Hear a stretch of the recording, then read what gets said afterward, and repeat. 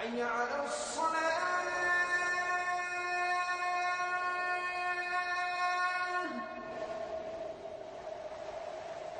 حي على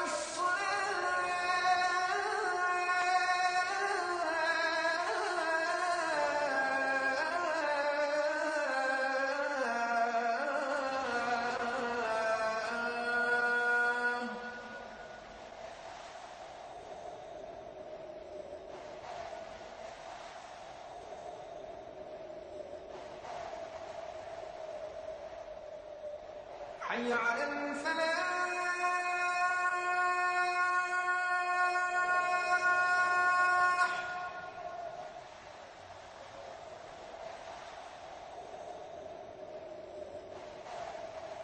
حي على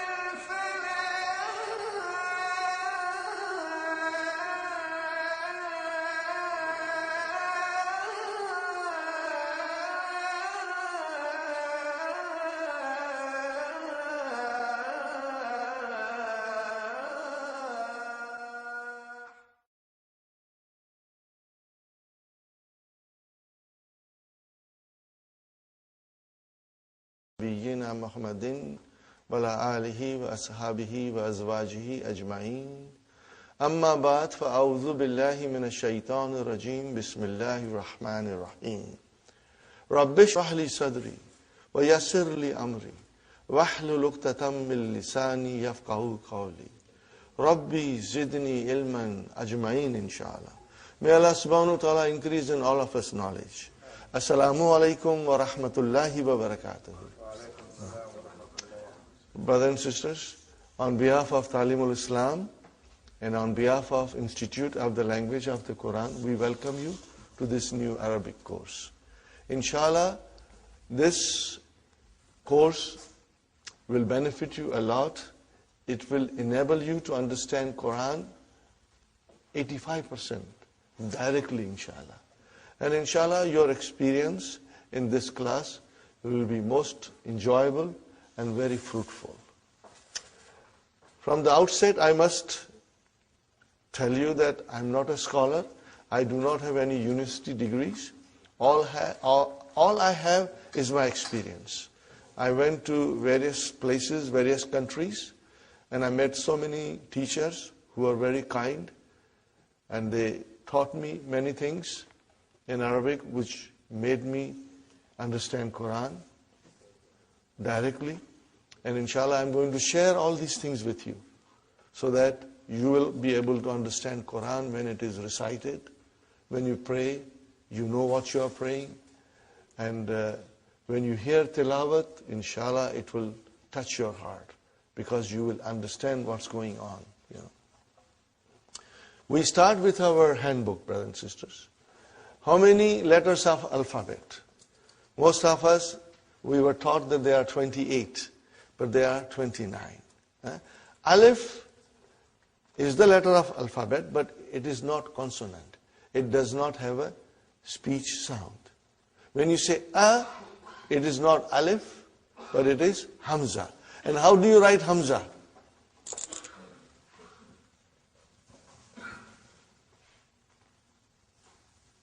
Are you with me? This is hamza, brother. Then what is this alif doing here? It is Hamza's chair. Hamza is very delicate. She needs a chair. Okay? So here is alif is the chair for Hamza. Sometimes waw will become a chair for Hamza. And sometimes ya will become a chair for Hamza. So Hamza has different chairs depending on what is in front of her. And sometimes Hamza feels strong and she doesn't need any chair. So there are many rules, spelling rules for writing Hamza that slowly we will learn. You do not have to worry, brother. And I must tell you something, that if you do not understand everything today, brothers and sisters, don't worry. Because tomorrow when you come to class, inshallah, you will understand better. And third day, your understanding will be very strong. And after 1 week, you will say to yourself, I knew this all from my childhood. Okay? Inshallah, you'll get stronger and stronger. So, brothers and sisters, we have to remember, okay, alif is used for elongation. How many? Okay, now in the handout, the next thing is, in English language, there are 8 parts of speech. We know that, and they have been given here. Noun, pronoun, verb, adjective, adverb, preposition, conjunction, and interjection. These are the 8 parts of speech. How many parts of speech in Arabic? 3. Noun, verb, and particles. Harf. Okay? So, brothers and sisters, how come there are 8 in English and 3 in Arabic? But the noun in Arabic also includes pronoun, adjective, adverb, and interjection. They are all covered in this category of noun. So we have to remember. So in fact, they are same as in English, but we do not have 8, but instead of 3. Okay? When we say pronoun, there is a word for pronoun in Arabic, which is damir, but it still comes under the category of noun. This is just a general idea, brother. You will, inshallah, as we go along, you will notice that, inshallah. The next thing is, brother, the letters of alphabet. Okay, brother and sister, and as we said, there are 29 letters of alphabet, out of which 28 are consonants, and alif has no speech sound. When you say a, it is the sound of hamza. Now, how many vowel signs, brother, in Arabic language? Only 3. Dhamma, fatha, and kasra. Are you with me, brother? Dhamma, fatha, and kasra. Now remember, these are short vowels. Okay, they are short vowels. So if I say to you, if I write like this, what will you say? Bu, short, bu. If I write like this, what will you say? Ba, short vowel. And if I say this, then it is bi, short. Now in order to do elongation, I put here alif. Now you see, the job of alif is to elongate. Now this is ba. And then I put vav here, and it is bu. And if I put ya here, it is bi. Are you with me? Now, there are there are three vowel signs. Dhamma, Fatha and Kasra only. And there is a fourth thing we must understand, and it is called Sukoon. Are you with me, brothers and sisters? There are many ways of writing Sukoon. Sometimes it is like a tiny circle. Sometimes they write like this. But I prefer tiny circle because it's better when you want to understand properly. Okay. Now, Sukoon is not a vowel sign. Sukoon is not a vowel sign. What is Sukoon then? Sukoon tells me that there is no vowel sign on the Arabic letter. Are you with me, brother? Okay. Where is the vowel sign here? On ba. What is on vav? It's a Sukoon. Why? There is no vowel sign. There is no vowel sign. Okay. No, this you never write. You never write.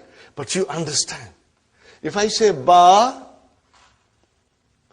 where is the vowel sign? Ba. On the ba. What is on alif? There is a sukoon. We don't write it. But there is a sukoon. We don't write it. And what about B? Where is the vowel sign? On the B. What is on the ya? A sukoon, because there is no vowel sign. Now these things are to be remembered. And even if you forget, don't worry, because I will be repeating these things often. You know, some of you will, when we go a little bit deeper in the course, all these things will come to you. Okay? So you don't write it. You don't write it, but it is there. Okay. I give you another example, brother.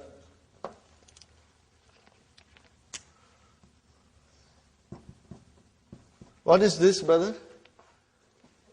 Taba. What is it? Taba. Okay. And what is this? Tuba. Are you with me? Now I write down like this. What is this? Tab. There is no vowel sign on ba. Tab. See how you pronounce ba? Tab. Okay. Now if I say like this,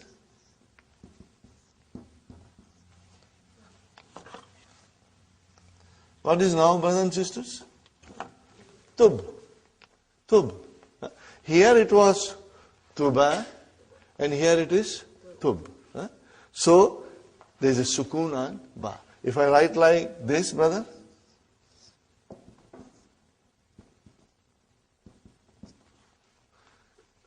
tubta. So we did not pronounce ba in its normal way as we pronounce ta and this ta. Tubta. And if I put dhamma here, tubtu. If I put kasra here, tubti. So ba has a sukoon. It means it has no vowel sign. It has no vowel sign. Sukoon means there is no vowel sign on the letter. Is it clear, inshallah? Try and remember this, brothers. Okay, now we come to other part of the handout, brothers and sisters.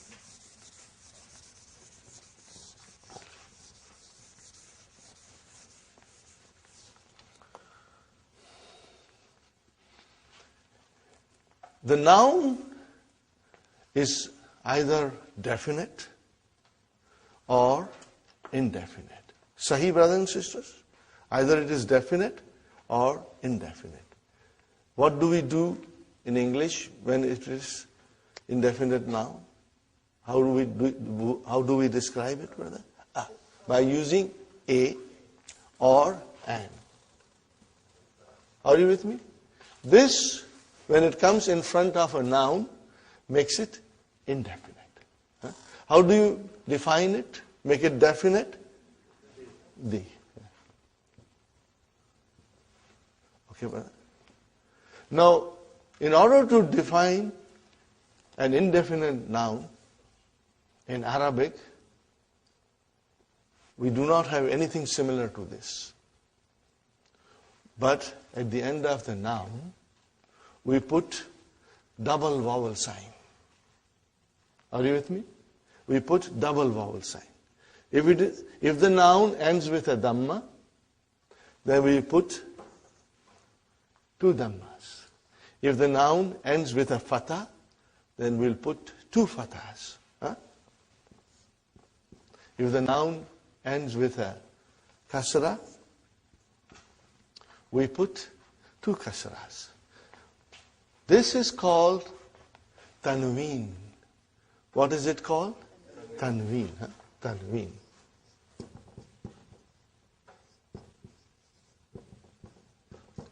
Tanween tells us that the noun is indefinite. Are you with me? Tanween will tell us that the noun is indefinite. If I say kitabun, what is the English? A book. A book. A book. If I say kalamun, a pen. If I say baytun, a house. Sahih, brothers and sisters?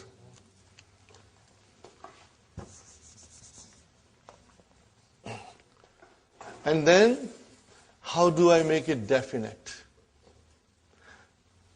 So, definite, which is da in English, we have to add al to the noun. So I want to say the book. What will I do now? Al-kitabu. I cannot have tanween. Al-kitabu. Al-kitabu. The book. Okay, brothers and sisters? Now you see, as soon as I put al, like a magic, one vowel sign got dropped. Instead of bun, it became bu. Got the idea? Now, if I say kalamun, a pen, I want to say the pen. What will I do? Al-kalamu. But these are the basics. I know most of you already know. But I'm starting from the very beginning, in case there's one student who's coming for the first time to learn Arabic, so that he gets some idea, inshallah. Al-kalamu. Got the idea? If I write down al-kalamun, that is wrong. Because tanween and al cannot coexist. One has to come and other has to go. So, if you say al, then only one dhamma. And then here comes al-baytu.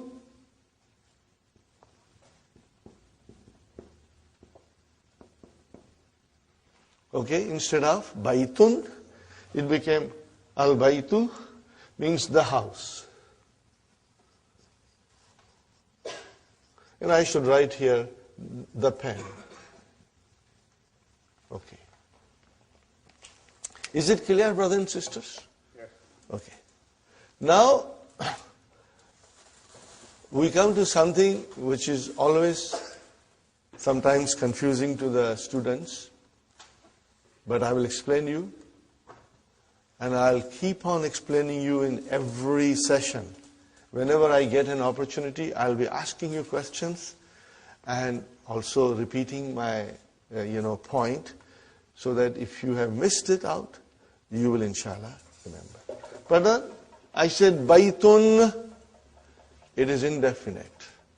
How about if I write down Muhammadun?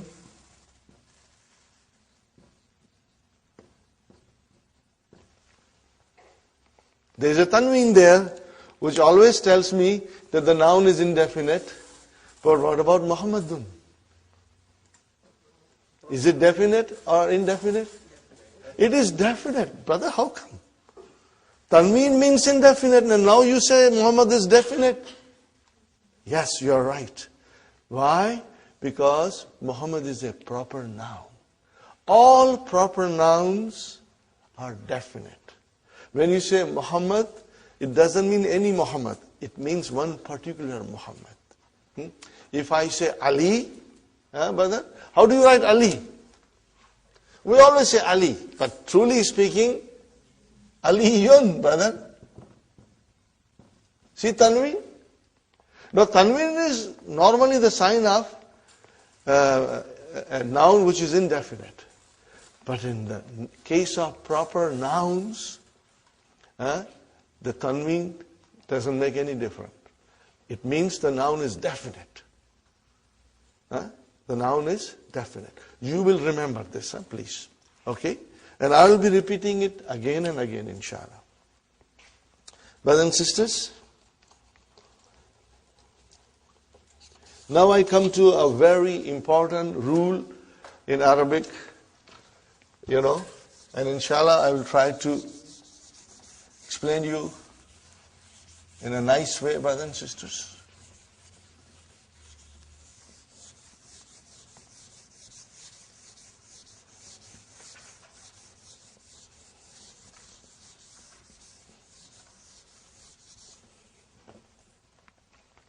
The beauty of Dr. Abdul Rahiim's book, brother and sister, as I said, I admire it and I always mention it, and soon you will also feel the way I feel it, Every lesson is designed in a way to teach us something. In other Arabic books, brother, things are all put together like a khichda, and it is very difficult. On the first or second or third page of any other Arabic book, you will have verbs coming in present tense and past tense, brother, and long verbs, So everything is brought together, and it is extremely confusing. It's not confusing to the person who already knows Arabic, but it is confusing for us. Okay. So what Dr. Abdul Rahiim has done, that in his first book, his emphasis is on only noun. We are learning nouns in the first book. There are only 4 verbs. 1, 2, 3, 4. 4 verbs mentioned in book 1. Okay. Then when we go in book 2, brother, then the verbs will come. And Dr. Abdul Rahiim's method is this, that he teaches you one thing properly. Okay. But then when the verbs will come, they will come in wholesale. You'll have verbs coming from everywhere, But by that time, we'll be prepared. But my, method is, and I found it very rewarding, producing good results, that we will do some verbs on our own, which are not mentioned in the book.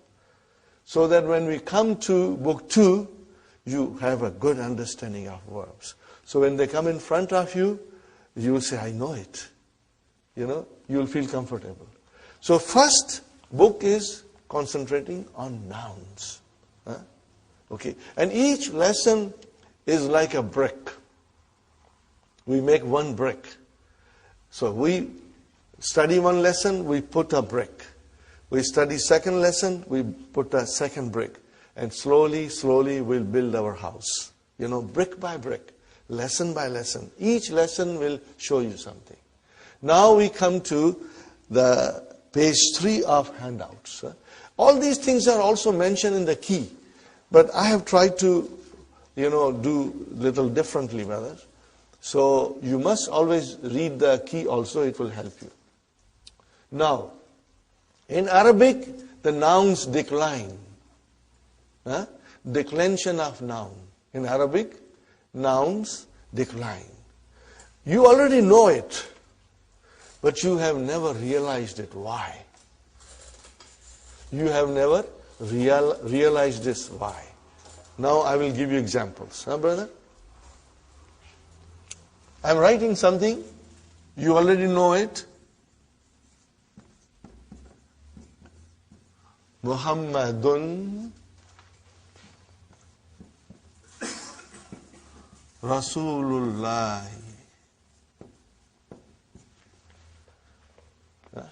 What is the English, brother? Muhammad is the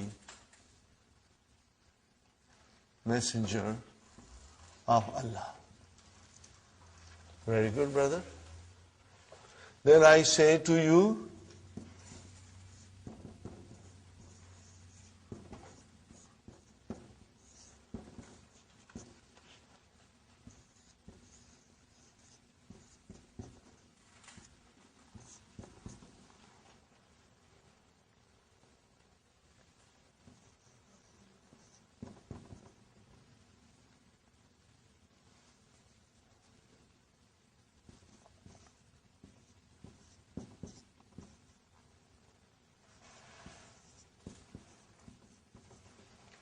we say every day in our salah. What do we say? Ashhadu anna Muhammadan.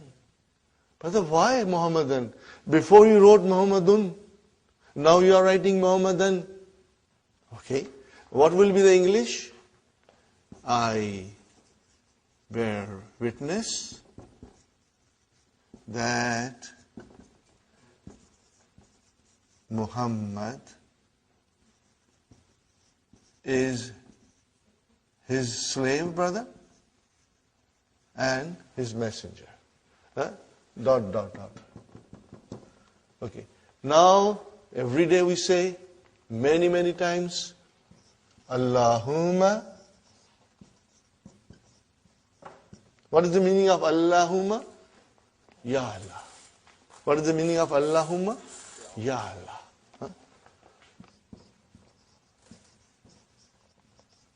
Allahumma salli. We say every day, Allahumma salli ala Muhammadin.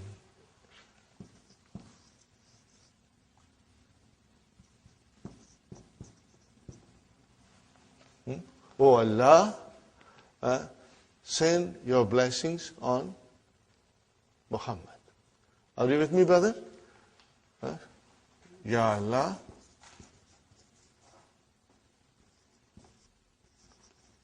send your blessings on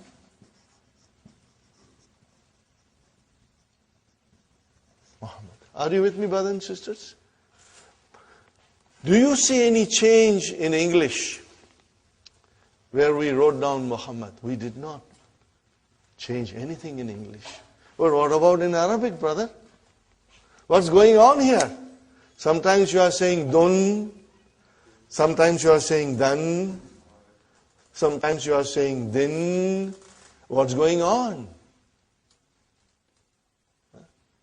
This is what we are going to learn and understand. What is the rule, brothers and sisters? That Arabic nouns decline. They have 3 different endings. They can end with a tanween dhamma or with one dhamma if there is a al there. It can decline to tanween fatah, or if you have al, then it is one fatah, or it can decline to tanween kasra, or with alif and lam, with al, one kasra. Okay, brothers and sisters? So what is this, brother? Only the ending. Dun. What is it? Dun. And what is this? Dan. And what is this? Then. Say it again loudly. Dun. Dan. Then. These are the 3 declensions. Okay? Every Arabic noun will decline. Sometimes you will see it, and sometimes you won't see it, but we are going to learn everything. In the initial stage, we will see the vowel signs in the books, but later on, we may not. I give you one more example, brother. Now I'm going to remove this. And why it happens, brothers and sisters? This is what we are going to learn. And this is what you will be watching in the Quran. You will be looking. When you are reading, you will notice this. You will observe this, brother. And then it will tell us this last vowel sign in the noun will tell you the function of that noun in a sentence. What is that noun doing in a sentence? Is it coming as a subject? Is it coming as a subject of a verb? Is it coming as an object? Is it coming after a preposition? It will tell you. In its natural course, in its natural form, all the nouns are always end with a dhamma. All the time. They change when something happens in the sentence. When they perform a different function in the sentence, then they change, brother. Give you one more example. You know all these things, but you never knew why. And this course is going to teach you, brothers and sisters. Okay. I will write down here. What did I write down, brother? Allahu. Is it definite or indefinite? It is definite because Al is there. No tanween. Because Al is there, no tanween. What do you see at the end? Dhamma. Dhamma you see, okay? Allahu Ghafurun Rahimun. Sahi? Okay? See, Ghafurun, indefinite. Rahimun, okay? Fine. Then I write here,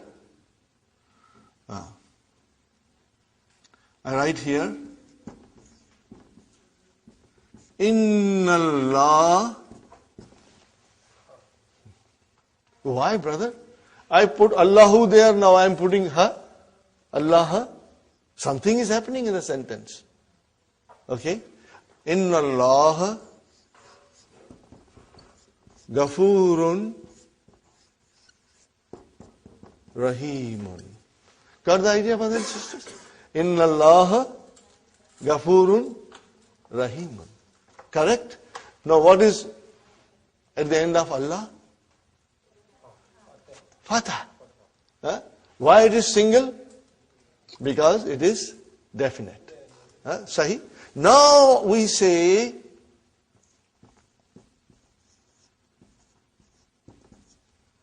A'udhu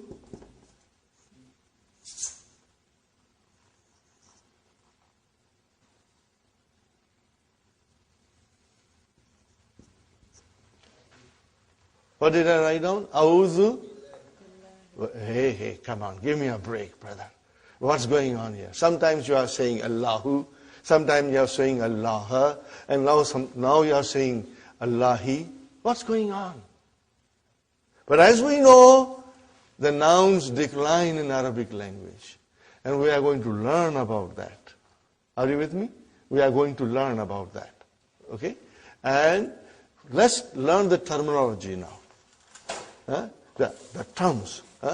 If the noun, brothers and sisters, look at carefully. If the noun ends with a dhamma, be it a tanween or one, it should end with a dhamma. Be it a tanween or a single dhamma. It is called marfu. What is it called, brother? This you will have to memorize. Marfu. Are you with me, brothers and sisters? If the noun ends with a dhamma, you will call it marfu. You will say the noun is marfu. Okay? What do you call it in English? You will call that it is in nominative case.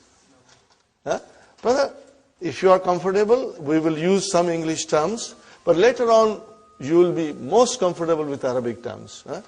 Marfu is nominative case.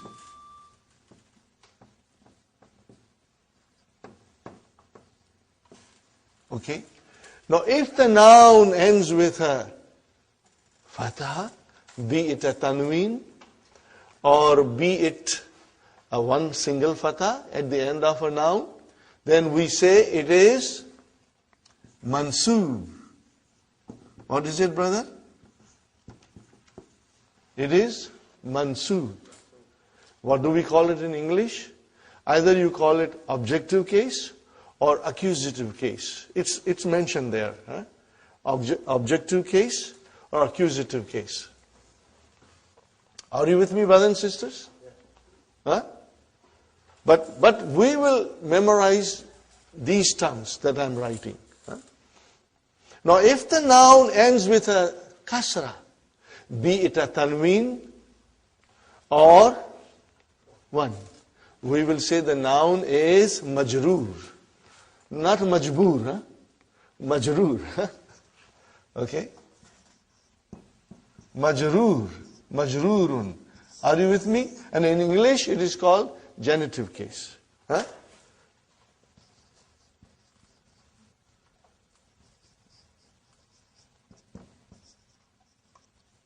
think it is genitive case.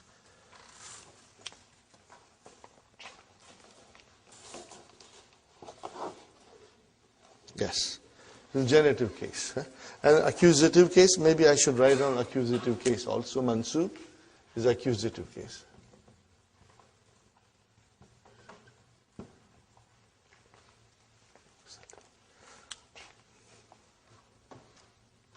Okay, brothers and sisters? So today, you must memorize marfu, mansoob, and majroor. We will repeat it every day. And brothers and sisters, this thing will stay with you all the time when you are reading Quran. It is in the back of your mind that the nouns can be marfu, according to the function it performs. It can be mansoob or it can be majroor. As you can see, we say Allahu Ghafurur Rahim. We said Allahu. As soon as I put inna in front of it, I said inna Allah. We are going to learn what is inna in book 2. The first lesson in book 2 deals with inna. Inna Allah. Okay. And then as soon as something came, billahi, which is a preposition, it changed the noun into a majroor. Change it into majroor. This is what we are going to learn, and this you'll observe. This is the very, very important. Okay. Now, I made a little song, out of this. When I say dun, it's marfu. When I say dan, it's mansoob. When I say din, it's majroor. When I say dun, it's marfu. When I say dan, it's mansoob. When I say din, it's majroor. Therefore, dun dun dan dan din din, dun dun dan dan din din, dun dun dan dan din din, dun dun dan dan din din, dun dun dan dan din din, dun dun dan dan din din, dun dun dan dan din din, dun dun dan dan din din. One more time. When I say dun, it's marfu. When I say dan, it's mansoob. When I say din, it's majroor. Therefore, dun dun dan dan din din, dun dun dan dan din din, dun dun dan dan din din, dun dun dan dan din din.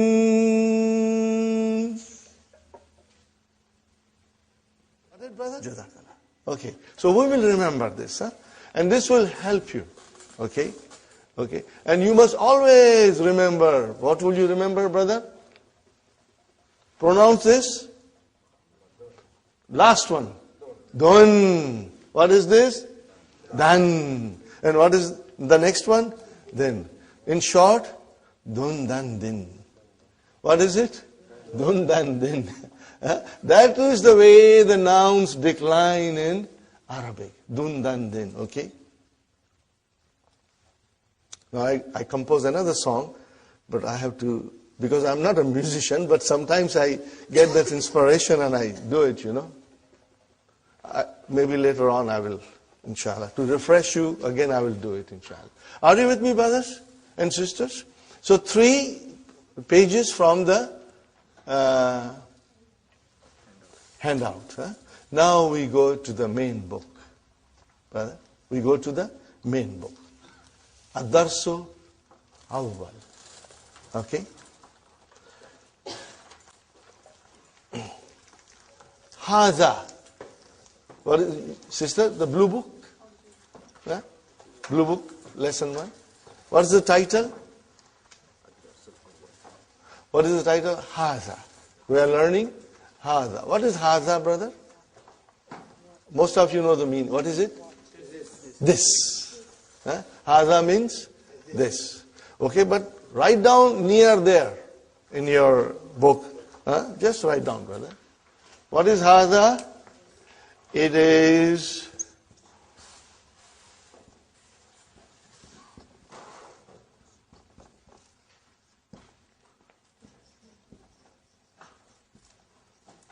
what is it, brother? This is a pronoun. And pronoun is a noun. In Arabic, pronoun is also a noun. Okay, so it's a pronoun. Just remember it, brother. And if you forget, Sister Fatima, if you forget, it's normal. You should not be too concerned. Because we will be repeating it so many times in the class that it's going to come out of your both ears. Okay? So it is demonstrative noun. What do you call it in Arabic? Ismu Ishara. Huh? Those who are familiar with Urdu, they will find the course very easy. Huh? Huh? Brother? Ismul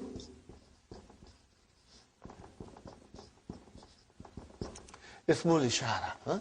We will be repeating it. Right now I'm, throwing these things at you. But please do not be gabarified, because we will be repeating them. And it will, inshallah, become part of your vocabulary and part of your memory, inshallah. Huh? Haza. Are you with me, brother? What is haza? It is a demonstrative pronoun, which means it's a noun. Are you with me? Okay. And then in Arabic we call it ismu ishara. We call it ismu ishara. Okay? Inshallah. Now, these are the sentences, simple sentences we are studying. And I'm not going to go in detail, but very soon we'll go in detail, because ours is an intensive course. We will be moving at a steady pace, brother. Huh?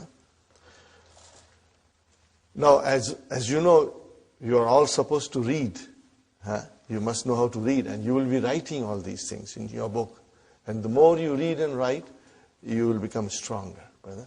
And in the class, if you are a team of husband and wife, it's a great thing, because you can go home and read to each other and discuss with each other, and it will help. Every day, brother, you got to do your homework. This is just like coming to a college or a university program, where you go in the morning to the university, go home and study, come back and learn more. So our course is like that. If you will work hard, you will succeed. If you won't, then it will be a problem. Okay. What is the first? Hada baytun. What is it? Hada baytun. Now, normally, when you speak, you do not say baytun, you say hada bayt. Just like in Quran, when you stop, you give a sukoon. But for our course, we will repeat dun, dan, din, we will repeat, because we want to understand properly. But those who speak Arabic fluently, just like us, we speak English fluently. But do we know the grammar? We don't know the grammar. If somebody asks you, teach me English, you cannot teach English, brother, because you don't know yourself properly. You only speak, you cannot teach. Same way, the people who speak Arabic, when they say Hada Bait, or when they say Muhammad Talib, or Raitu Muhammad, or Marartu bi Muhammad, they are not very sure about the endings. Because that's the way you stop it. You don't put the, pronounce the last. But here in our class, we will pronounce everything. So that we get a good idea of what's going on in the sentence. So you will always be reading Hada Baitun. Hada Baitun. Now tell me, brother and sister, what is the translation? This is a house. Indefinite. Indefinite. This is a house. Okay. Now, I think you have understood this, so I am going to erase it, brother. Haza. See, it is pronounced like Haza. But this alif is not written. It is explained in the key also. So it is Haza. Okay. Haza means this. And Baitun means a house. Are you with me, brothers and sisters? No, but you said in English that this is a house. Okay. I see this here, Haza. I see a house here, Baitun. But I don't see anything similar to is in Arabic. Are you with me when I explain? Brother Muhammad? You say this, which is equal to Hada. And you say a house, Baitun. What about is? So what is? Okay. We go to English grammar. Is, are, and am, these are linking verbs. In English, we call it copula. Copula verbs. Brothers and sisters? They are intransitive verbs, but I will not go in detail in intransitive. But they are called copula verbs. It means they are linking verbs.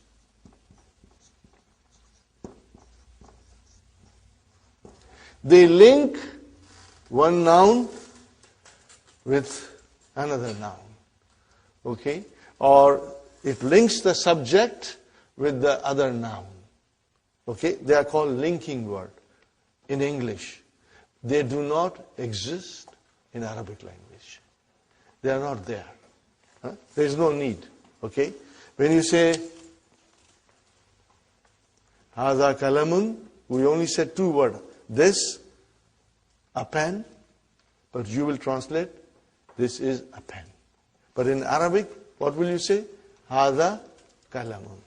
You will say Hadha kitabun. There is no is or am or are in Arabic. So you have to keep that in mind.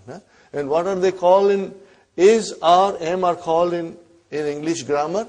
Copula verbs. Yes, brother.